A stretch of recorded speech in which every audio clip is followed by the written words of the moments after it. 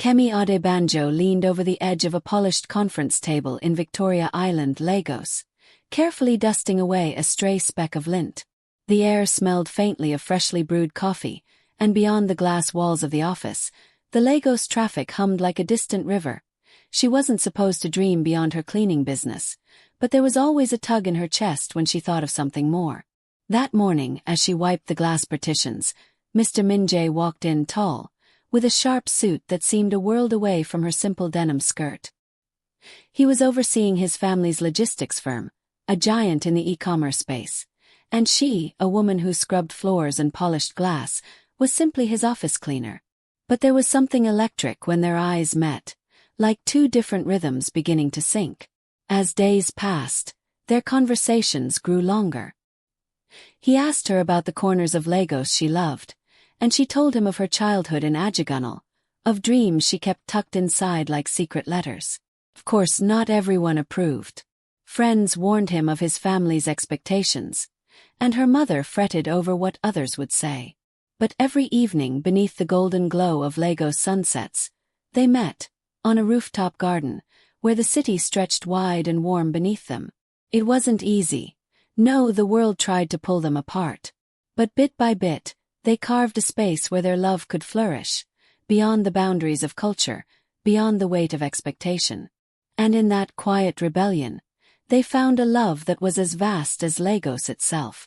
A week after they started meeting at the rooftop garden, Kemi stood in her tiny apartment, nervously smoothing out her faded blouse. She heard a knock, and when she opened the door, it was her best friend, Ada, eyes wide, voice edged with worry. "Kemi, I heard, Minjay's family, they don't want this. You know they'll never accept you." Kemi's throat tightened. She tried to explain how Minjay had defended her, how they dreamed of a future beyond labels. But Ada shook her head, afraid. That evening, as Lagos sky darkened into deep violet, Minjay called. His voice was strained. "Kemi, my uncle, he called me today. He says if I keep seeing you, I'll be disowned." Kemi pressed a hand to her chest, fighting the ache. But then, across the line, she heard something fragile in his voice. A promise. They wouldn't give up, not if they believed in the love that made them dare. And so, that night, under the same stars that watched over Lagos, they took a step, together, holding on to a hope that could weather the storm. I watched the neon lights of Victoria Island blur past as I rode the bus home that evening, my heart still pounding from the phone call. Minjay had promised we'd keep seeing each other secretly, but the next day his world shattered that fragile balance. His family, without a word, flew into Lagos unannounced, their sleek black cars pulling up outside the logistics offices. I was cleaning the lobby when they arrived. Mr. Minjay's uncle, his mother, all sharp suits and cold glares. Without a moment's hesitation, they cornered me. "You think you belong here?" his uncle spat, his voice like a knife. "You are nothing more than a distraction. Our family will never accept you." I froze, the weight of every word sinking like a stone.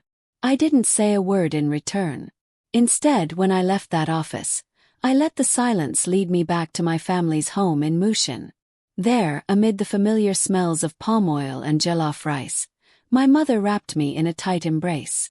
"You are worth so much more, Kemi," she whispered. "Don't let anyone, no family or status, steal your shine." Those words became my anchor. I began cleaning with a new purpose, not just to survive but to thrive, owning each step, knowing I didn't need someone else to define me. And in that time, something inside me softened, grew bold. Meanwhile, Minjay spiraled quietly. Every night, he stared out over Lagos, the skyline a reminder of what he lost. Without me, he was adrift in his father's expectations, no longer just a pioneer in business, but a shadow of what he once was. But even apart, I felt the spark we once had. And somewhere in that longing, I knew that one day, if we dared to believe in ourselves, we'd find each other again. It had been 6 months since I left behind the shadow of Minjay's family's disapproval. My cleaning business had blossomed, no longer just a dream, but a laundromat, a beacon of possibility in a corner of Lagos I once thought was too small. That night, as I wiped down one of the machines, Chidi Okafor appeared, his familiar grin bringing a flood of schoolyard nostalgia. He asked if he could walk me home after closing, and as we strolled through the quiet streets of Surulere, he laughed, reminding me of the days we used to share textbooks, our dreams as big as the future we couldn't yet name. And then, with a deep breath, he confessed. He had liked me all those years ago, but he never had the courage. I was stunned, his words brushing against my heart like a soft wind.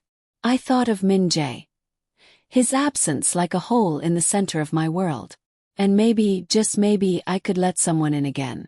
So I agreed to a first date, nervous but hopeful. What I didn't know was that at the same time, Min Jae sat across a dimly lit lounge in Ikoyi, his heart a hollow beat. Beside him, his mother's chosen friend, a poised woman named Ifeoma, talked animatedly about business. But across the room, his eyes never left me and Chidi, our laughter ringing like a distant echo he couldn't grasp.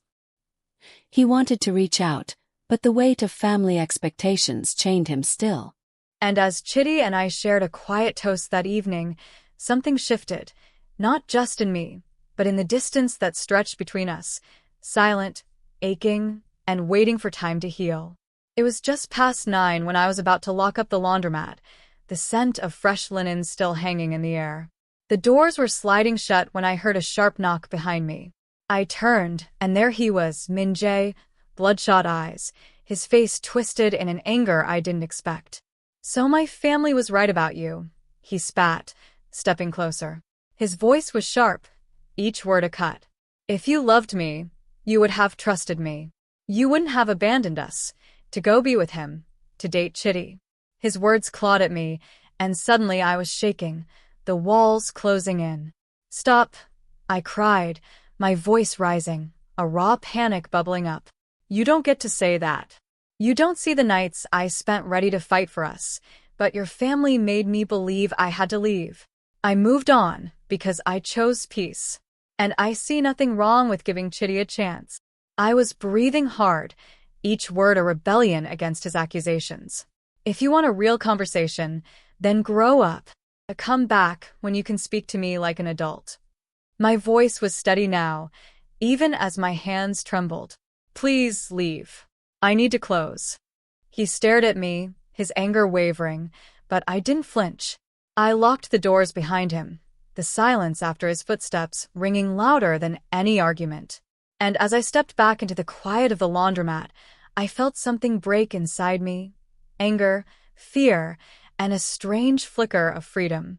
Days slipped by after that raw night at the laundromat, and with each passing morning, I poured myself into the work. No distractions, just the hum of washing machines and new clients trickling in. Then, one afternoon, as I organized the ledger at the counter, my phone rang. An unfamiliar number from Ikoyi. My pulse quickened as I answered. "Kemi, we need you at a new office space, Victoria Island." The caller insisted, voice crisp. "It's a large corporate client, and the payment is substantial."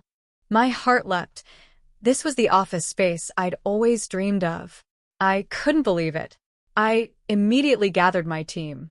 That evening, we arrived at the towering glass structure in Ikoyi, the lights from Victoria Island flickering like stars behind us. We scrubbed, mopped, and polished, every corner gleaming with promise. Then, a secretary approached me, her smile polite but businesslike. "The boss wants to see you upstairs to finalize the details." Excited, I nodded, leaving my team behind. I climbed the elevator, heart pounding with possibilities. But when the elevator doors opened, there he was, Min Jae, standing behind a massive mahogany desk.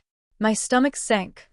All the progress, the new start, and here he was, pulling me back into a past I thought I had left behind. Before I could step back, he held up a hand. "Kemi, wait. I needed to see you. This wasn't just a job. I had to bring you here. I couldn't lose you without telling you the truth." His voice was thick, his gaze desperate. "I'm sorry for that night. I still love you, and I'm trying.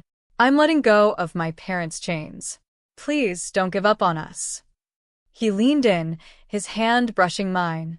Of course. As his hand brushed mine, A wave of conflicting emotions surged inside me. I pulled back, my voice shaky but firm. Min-jae, I have always loved you, but what's the use if we can't be free? I can't keep living in a cycle where I wait for promises that never come. My eyes stung as tears welled up, but I kept my gaze steady. I'm not going to let you pull me back just to break me again. We held each other's stare, a storm of longing between us, until he nodded slowly, defeated. Then he whispered, I will make it right. I'll fight, even if it means running away with you. And as he pulled me close, a tremble ran through me. But before I could speak, my phone buzzed in my pocket. It was Chitty. He had a surprise for me tonight, a reason to smile. And so, in that quiet moment, torn between two loves, I took a breath, knowing I had to choose the life I was building, one step at a time.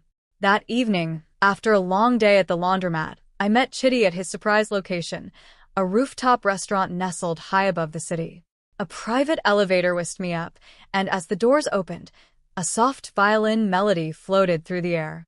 Rose petals lined the floor, and the city lights twinkled beneath us. And there, at the center of it all, was Chitty, waiting by a single candlelit table. My heart pounded as he smiled and knelt, ring in hand, declaring he wanted to build a life with me, that he loved me and saw us as a future. Shock froze me. I stared, every breath caught in my throat. This wasn't how I saw things at all. As he lifted the ring, I stumbled back, shaking my head in disbelief. No, Chitty, I can't. I'm so sorry. My chest tightened. I thought we'd come so far, but I can't do this.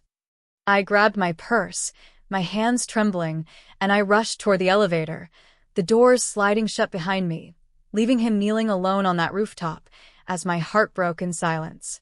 Kemi stumbled into her apartment, tears still streaming down her cheeks as she slammed the door behind her, the weight of Chitty's proposal crushing her. She sank onto the couch, grief and guilt tangled inside her. Why couldn't she just choose freely? Why did love always have to break her apart? Then, as the tears slowed, a knock came at the door. She froze, heart racing. Surely, it was Chitty again. She didn't want to face him, but something pushed her up. She took a deep breath, wiping her eyes, and opened the door. There stood Min-jae, sweat on his brow, his face a mixture of desperation and hope. I can't lose you again, he said, his voice cracking. I know I've hurt you, but I want to build with you if you'll give me a chance. Before she could say a word, he stepped forward, his lips meeting hers in a desperate, passionate kiss. Everything from the past night shattered, just for a moment, and that intensity carried them through. By morning, as the sun peeked through the curtains, Kemi awoke surprised. She smelled fresh bread. In the kitchen, Min-jae was cooking, a small smile on his face, as if, just maybe, they could start again, this time, with trust and a new chance.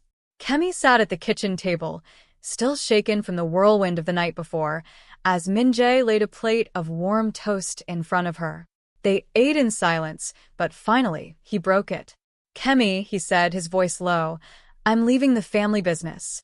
I can't keep being someone else's dream. I want us to start fresh, move away from Lagos, somewhere new. I want us to be together, no matter what anyone says. I'm ready to marry you right now if you'll have me. As he spoke, his phone rang. It was his mother. Of course. As he picked up the call, his mother's voice echoed urgently through the speaker, talking about the marriage arrangement, the alliance with Ifeoma. Min-jae's face darkened, and he stood abruptly. No, mother, he said, his voice sharp, cutting through her pleas. I'm not marrying Ifeoma. I don't care about business deals. I'm done. I'm choosing Kemi.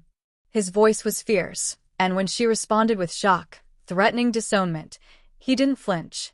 I'm ready for that. I've been ready.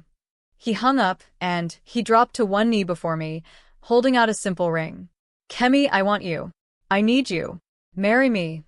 Tears streamed down my face as I met his gaze. I couldn't speak at first.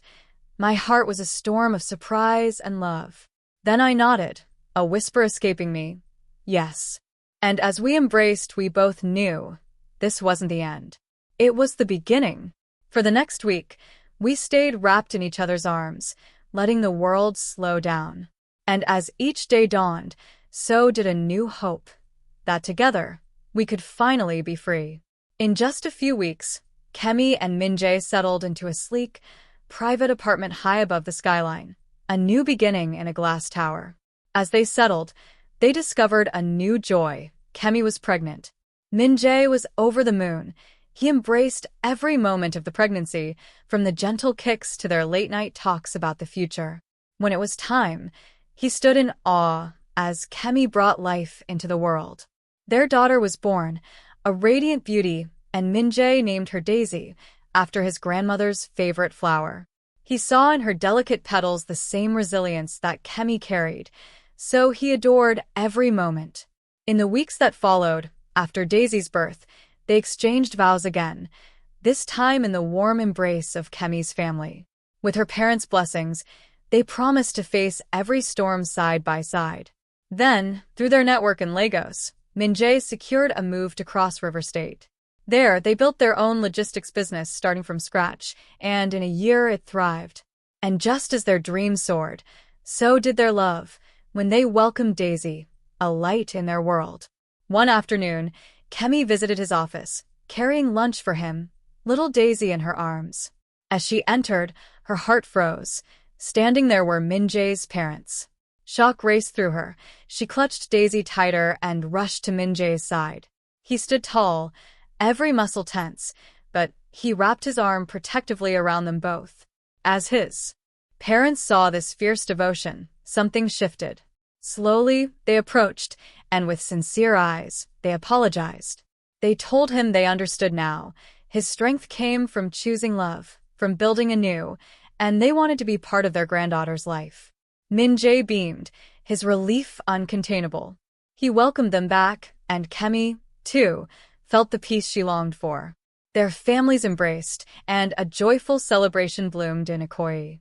Both sides danced and laughed, united at last. Later that night, on a quiet balcony overlooking the Lagos sky, Kemi and Minjae stood close, hand in hand. Under the stars, they whispered about how brave they'd been, how they fought for each other, and how, against all odds, they finally found home together.